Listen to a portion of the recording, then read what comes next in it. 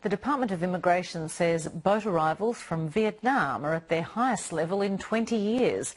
84 Vietnamese asylum seekers were picked up just north of Broome this week, bringing this year's total number of Vietnamese arrivals to more than 750. Many say they're fleeing persecution from the one-party communist state, but most who fall out with the regime can't flee. Often unseen, more than 50 political dissidents and internet bloggers have been jailed so far this year for questioning the Communist Party's policies. Our Southeast Asia correspondent Zoe Daniel has been in Hanoi meeting bloggers and dissidents in secret, and she filed this exclusive report.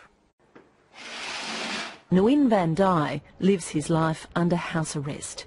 After 4 years in prison for human rights activism and dissident activity, he's out of jail, but his movements are limited and closely watched. How does that mean if I want to go out of my area? It will take about 1 kilometer square. I have to get a permission from the local government. If I go out my area without the permission, the police, the security officer may arrest me.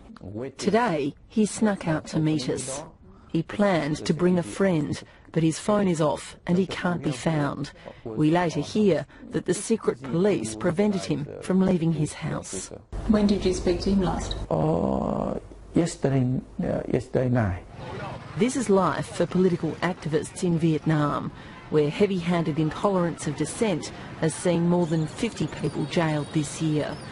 Those who are not in prison spend their lives dodging the authorities as they attempt to raise questions about government policies and human rights in a country that's struggling to enforce authoritarian rule on an increasingly better informed community.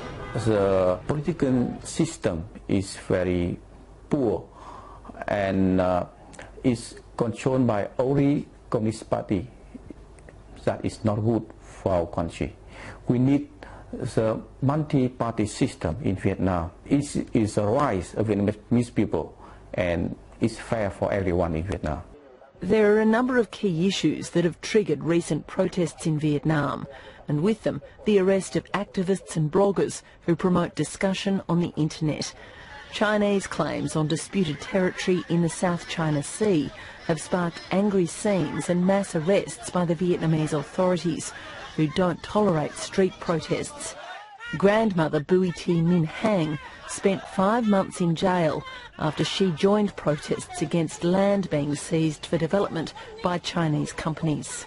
I had to lie in between people who had AIDS. They were bleeding, mucus was coming out, and that's how they tortured me, by placing me in these conditions. She cut herself with a razor blade to protest against the treatment that she received. She's aware that by continuing to blog and by talking to us, she's risking being jailed again. I am no longer scared. There are countless stories of mistreatment and brutality perpetrated by Vietnamese security forces. Nguyen Hoang Vi is a redemptorist blogger who campaigns for freedom of religion, another hot-button issue for authorities intent on quashing dissent and difference. She was recently vaginally searched during a so-called ID check and, in another incident, beaten unconscious by police.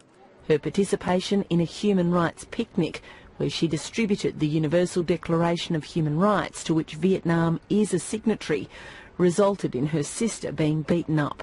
Her elderly mother was burnt by police with a cigarette. When Hoang Vi meets us, she's been on the run for a week, unable to go home because it's surrounded by security forces. There are also other incidents. For example, they drove straight into my motorbike and pretended it was an accident. They have also stopped me on the street and assaulted me, and they have used many other tactics. But up until now, the only thing they have not done is to put me in jail. The rest they have pretty much done. The bloggers have taken great risks to meet with us, and it has to be done behind closed doors. If we're caught, we'll be deported. But those who speak to us could be jailed for up to 7 years under a catch-all law that's used to prosecute those who infringe upon the interests of the state by abusing the rights to freedom of speech, press, belief, religion, assembly, association and other democratic freedoms.